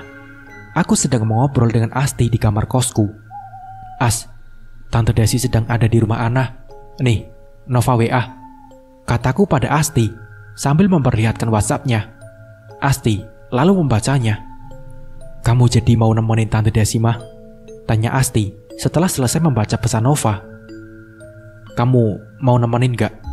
Aku balik bertanya. Kapan? Tanyanya. Besok Sabtu kamu dinas gak? Aku kan libur tiap Sabtu Minggu, ucapku. Nanti coba aku lihat jadwal dulu, kata Asti. Iya, aku libur, katanya kemudian. Ya sudah, kita berangkat Sabtu pagi seperti waktu itu ya. Asti mengangguk. Iya, Fah, aku ingin ketemu Tante Desi. Tolong bilang ke dia ya, ucapku. Oke, nanti ku sampaikan kapan kamu mau kesini. Besok Sabtu, aku pas libur hari itu. Tante Desi masih ada kan? Ucapku. Masih kok. Tante Desi bilang mau agak lama di sini. Katanya mau ada yang dia urus. Gak tahu apa, ucapnya. Baiklah, sampai ketemu besok ya. Makasih sebelumnya, balasku di pesan WhatsApp. Memangnya apa yang mau kamu omongin ke Tante Desi, Mah? Tanya Asti. Setelah dilihatnya, aku tak lagi saling berkirim pesan WhatsApp dengan Nova. Aku mau kasih tahu ke Tante Desi apa yang sudah kami lakukan waktu di rumah Abah Adang. Aku juga mau kasih tahu apa sebetulnya yang terjadi pada Ana sampai dia nekat minta tolong ke Abah Adang, ucapku. Memangnya apa yang sudah kalian lakukan di rumah Abah Adang? Tanya Asti. Dia menatapku dengan pandangan mata yang penasaran. Mau tahu aja sih, kataku menggodanya. Asti cemberut. Nyebelin kamu itu, Mah, kata Asti. Aku tertawa terpingkal-pingkal melihat mukanya. Besok saja pas ada Tante Desi aku ceritanya, biar gak ngulang-ulang, kataku. Masih lama. Keburu aku mati penasaran tahu. Ayolah, Mah. Apa susahnya sih cerita sekarang? Kata Asti sembari memegang tanganku. Aku tersenyum. Oke, aku ceritakan sekarang deh, daripada kamu nanti mati penasaran, kataku sambil terkekeh. Aku lalu menceritakan apa yang kami lakukan saat pergi ke Banten. Dari mulai berangkat diantar oleh ojek yang dicarikan oleh Om Hasan, suami Tante Desi, sampai kami tiba di ujung jalan aspal. Lalu, 3 pesan dari tukang ojek yang mengantar kami, agar kami tak melanggar salah satu dari pesan itu. Asti menatapku tak berkedip. Sepertinya dia sangat tertarik mendengarkan ceritaku. 3 pesan yang gak boleh dilanggar itu apa aja? Tanya Asti. Aku menarik nafas panjang. Kata bapak tukang ojek itu, selama dalam perjalanan kami gak boleh nengok ke belakang, jawabku. Memangnya kenapa, Mah? Tanya Asti memotong ceritaku. Mana aku tahu. Sudah, kamu diam dulu sampai aku selesai cerita. Baru kamu tanya, kataku. Asti manggut-manggut. Selama dalam perjalanan, kami gak boleh bertanya tentang apapun yang kami lihat. Padahal waktu dalam perjalanan itu, banyak banget yang ingin aku tanyakan ke bapak ojek yang memboncengku. Tapi karena ingat pesan yang gak boleh dilanggar, aku hanya diam penasaran. Dan yang ketiga, selama dalam perjalanan, gak boleh meludah sembarangan. Aku menarik nafas panjang setelah selesai bercerita. Waktu dalam perjalanan, banyak hal yang aneh yang aku lihat. Tapi aku gak berani tanya, kataku. Hal aneh apa? Yang gimana maksudnya? Tanya Asti. Coba deh kamu pikir. Sepanjang jalan menuju ke rumah Abah Adang, jalan yang kami lalui berupa jalanan aspal. Padahal di kiri kanan jalan itu berupa jurang yang curam. Dan jalan itu cukup untuk lewat sepeda motor. Gimana caranya orang bikin jalan itu? Kalau alat berat saja gak mungkin bisa lewat, ucapku. Asti mangut-mangut. Aku lalu menceritakan saat pertama masuk ke rumah Abah Adang. Semua ruangan dindingnya ada lukisan ular besar. Bahkan di dalam kamar sekalipun, ada banyak kamar yang terkunci. Padahal yang kulihat hanya ada 3 orang penghuni rumah itu. Abah Adang, Pak Angkus, dan seseorang perempuan tua yang menyajikan hidangan. Asti, kulihat bergidik mendengarkan ceritaku.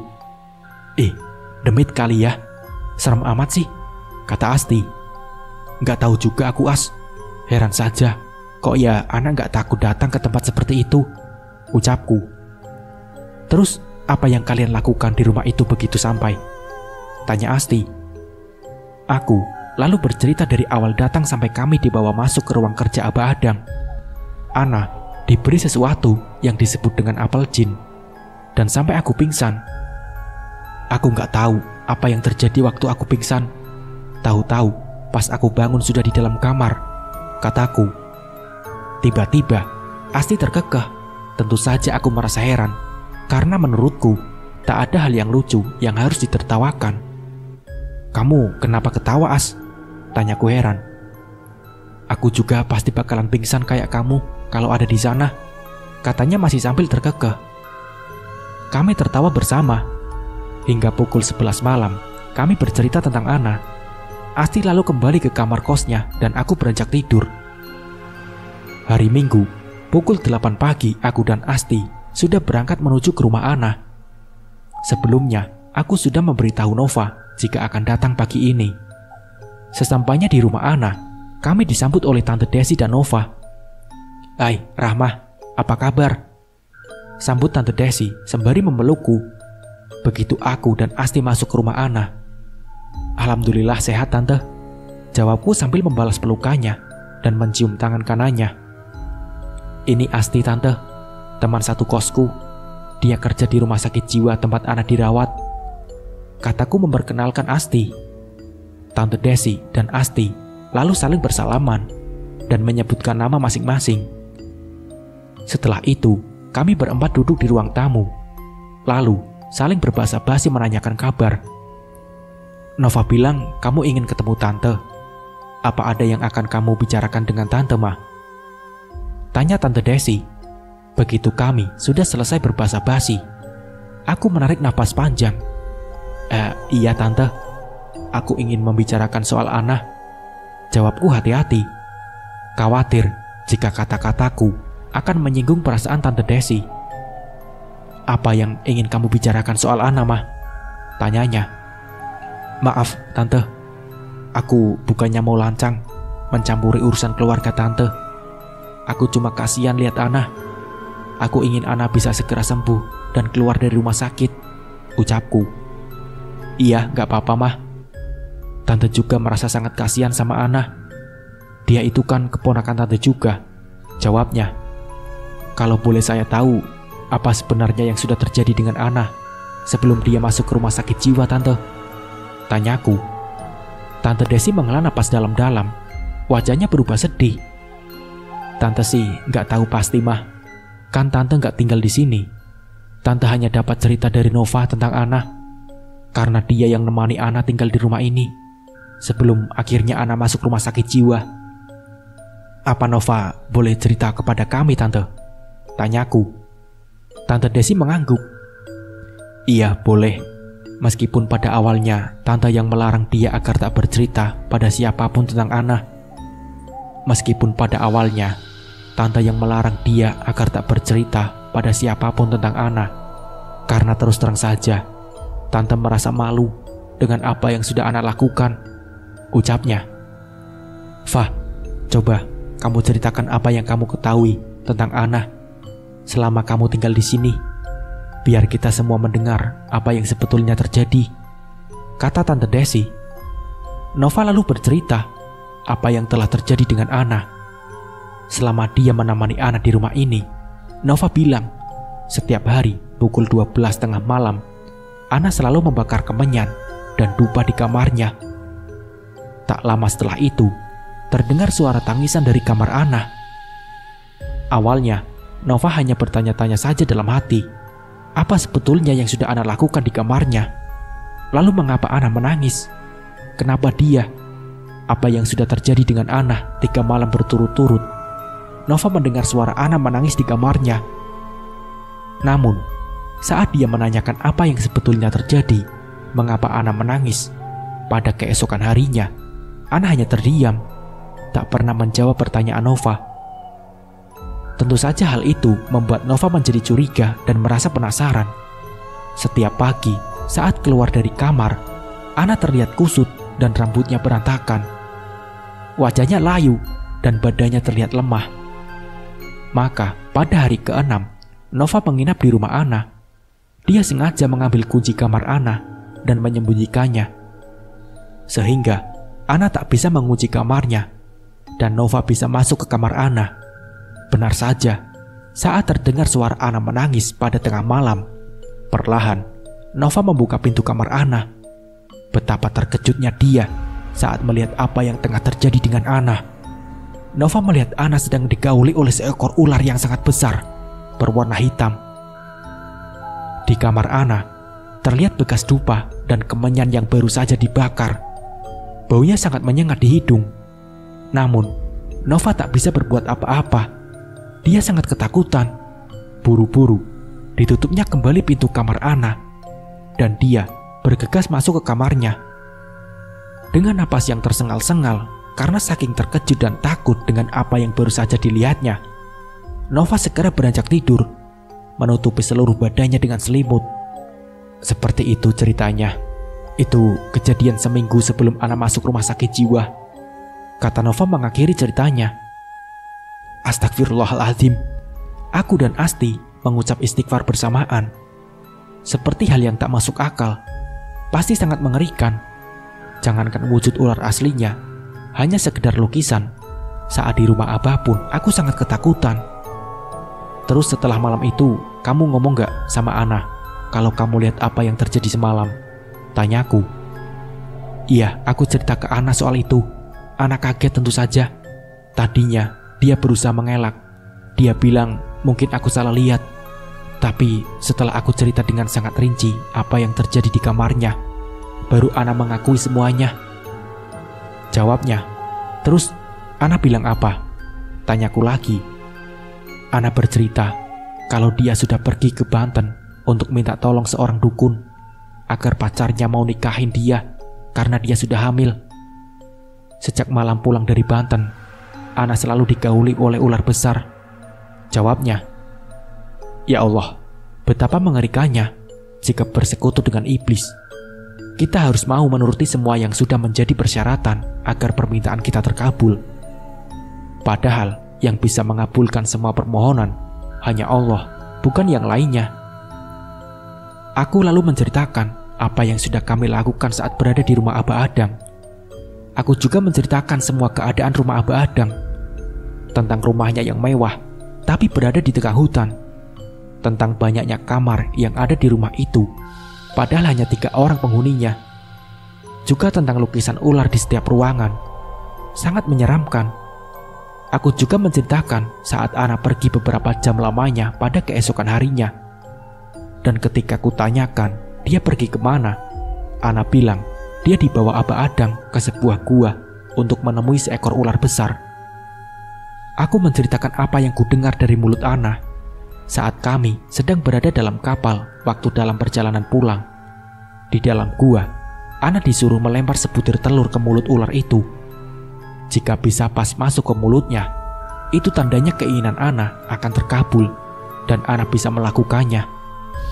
Tante Desi dan Nova, kulihat terkejut dengan apa yang baru saja aku ceritakan.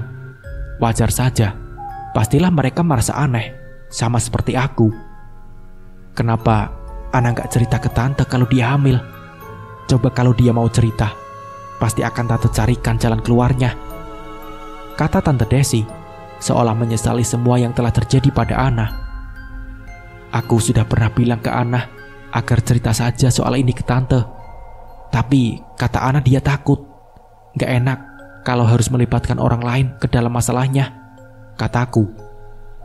Padahal kan tante bukan orang lain. Sejak kedua orang tua Ana meninggal, ya tante inilah yang jadi penggantinya, kata Tante Desi dengan suara parau. Pasti dia sedang menahan tangis. Sebentar Nova beranjak dari duduk dan pergi ke dapur. Tak lama dia sudah kembali dengan membawa nampan berisi 4 gelas air bening. Dia lalu memberikannya sebuah kepada Tante Desi. Diminum, Mah, As, kata Nova kepadaku dan Asti. Kami lalu mengambil dan meminumnya. Jadi sekarang apa yang harus kita lakukan, Tante? Tanya Nova. Entahlah, Tante belum bisa berpikir. Mungkin kamu ada ide? Tanya Tante Desi padaku. Aku dan Asti saling berpandangan. Lalu aku memberi kode padanya agar dia saja yang mengutarakannya. Maaf, sebelumnya Tante. Menurut kami, apa nggak sebaiknya kita coba memanggil Ustadz agar meruqyah Ana? Semoga saja setelah diruqyah, Ana akan berlangsung sehat dan sembuh seperti sedia kala, kata Asti. Tante nggak tahu di mana tempat Ustadz yang bisa meruqyah, jawabnya. Kalau memang Tante mau, nanti aku bisa memberitahu Pak Ustadz agar beliau bersedia meruqyah Ana di rumah sakit. Kebetulan di kampung aku ada, Tante, kata Asti. Tante Desi memandang Nova. Gimana menurut kamu, Fah? Tanya Tante Desi kepada Nova. Aku sih terserah Tante, jawabnya. Setelah terdiam beberapa saat, akhirnya Tante Desi menyetujui usulan kami untuk meruqyah Ana di rumah sakit. Jadi kapan bisa dilakukan ruqyahnya? Tanya Tante Desi. Aku tanyakan dulu sama Pak Ustadznya ya, kapan beliau bisa datang ke rumah sakit, karena beliau juga sibuk, jawabku. Kami lalu membicarakan tentang rencana untuk melakukan ruqyah pada Ana. Setelah tak ada lagi yang perlu dibicarakan, aku dan Asti pamit pulang. Aku berjanji akan segera menghubungi Nova jika sudah ada kabar dari Pak Ustadz kapan tepatnya akan melakukan ruqyah pada Ana. Sampai di tempat kos, kami langsung masuk ke kamar kos masing-masing.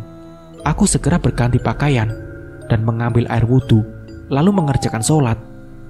Karena waktu zuhur sudah terlewat beberapa menit, aku merebahkan badan di kasur setelah selesai sholat. Mataku menatap langit-langit kamar. Teringat kembali cerita Nova tadi tentang Ana. Kasihan sekali Ana harus mengalami hal mengerikan setelah pulang dari rumah Abah. Bukannya solusi yang dia dapat, malah membuat dia masuk ke rumah sakit jiwa. Semoga saja Asti segera bisa menghubungi Ustadz yang bisa meruqyah Ana di rumah sakit. Kasihan jika harus terlalu lama tinggal di sana. Mah, Ramah, terdengar orang mengetuk pintu sambil memanggil namaku. Aku beranjak dari dipan menuju pintu. Pintu kubuka. Nampak Bu Marni, ibu kos, di depan pintu. Ada apa, Bu? Tanyaku. Ini, ibu mau ngantar ini. Tadi ini ibu bikin banyak, kata Bu Marni, seraya menyodorkan sepiring kue bulu kukus. Bu Marni memang rajin membuat kue. Kami yang kos di rumahnya sering diberi hasil karyanya. Aku menerima piring berisi kue bulu kukus dari Bu Marni. Makasih ya, Bu. Masuk dulu, Bu, ajakku. lalu mempersilahkan Bu Marni masuk. "Ibu lihat, akhir-akhir ini kamu sama Asti sering pergi berdua kalau hari Minggu," kata Bu Marni setelah kami duduk di lantai. "Iya Bu, kami ke rumah teman, ada masalah yang sedang kami urus." Masalah apa?" tanya Bu Marni. Aku lalu menceritakan tentang keadaan Ana, tapi hanya sebatas dia yang dirawat di rumah sakit. Hal yang lain yang aku ketahui dan dengar dari cerita Nova tentu saja tak kuceritakan. Bu Marni manggut-manggut mendengar ceritaku. "Kasihan juga temanmu itu mah," ucap Bu Marni. "Iya Bu, makanya kami sedang berusaha untuk menghubungi Ustadz yang mau meruqyah Ana di rumah sakit. Asti bilang tetangganya ada yang bisa meruqyah," jawabku. "Jauh amat di kampung Asti. Di sini juga ada Ustadz yang bisa meruqyah. Teman ibu pernah meruqyah di sana. Ibu yang ngantar waktu itu," kata Bu Marni. Beneran Bu? Kalau begitu kebetulan deh. Jadi nggak usah nunggu lama-lama," ucapku. Aku lalu menelepon Asti agar datang ke kamar. Bu Marni lalu memberitahu alamat Ustadz tersebut. Sore harinya, aku dan Asti berangkat ke rumah Ustadz itu. Beruntung Pak Ustadz ada di rumah.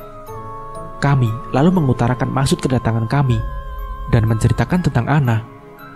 Aku kemudian menelepon Tante Desi dan dia yang berbicara langsung dengan Pak Ustadz. Disepakati besok pagi pada jam besuk Pak Ustadz akan meruqyah Ana di rumah sakit. Setelah itu, kami pamit pulang. Pada keesokan harinya, Pak Ustadz, Tante Desi, dan Nova datang ke rumah sakit jiwa. Asti yang mengabari. Aku tentu saja tidak dapat datang karena harus bekerja. Melalui video yang Nova kirimkan, aku bisa menyaksikan seperti apa proses ruqyah itu berlangsung. Nampak dalam video, Ana menjerit histeris dengan mengatakan ular berulang kali dengan mimik wajah ketakutan. Terlihat Tante Desi beberapa kali menyeka air matanya sambil berusaha memeluk Ana yang tengah histeris. Nova mengatakan proses ruqyah itu memerlukan waktu sekitar 1 jam. Kata Pak Ustadz tidak cukup hanya sekali. Beliau berjanji setiap hari akan datang pada jam besuk untuk melakukan ruqyah pada Ana.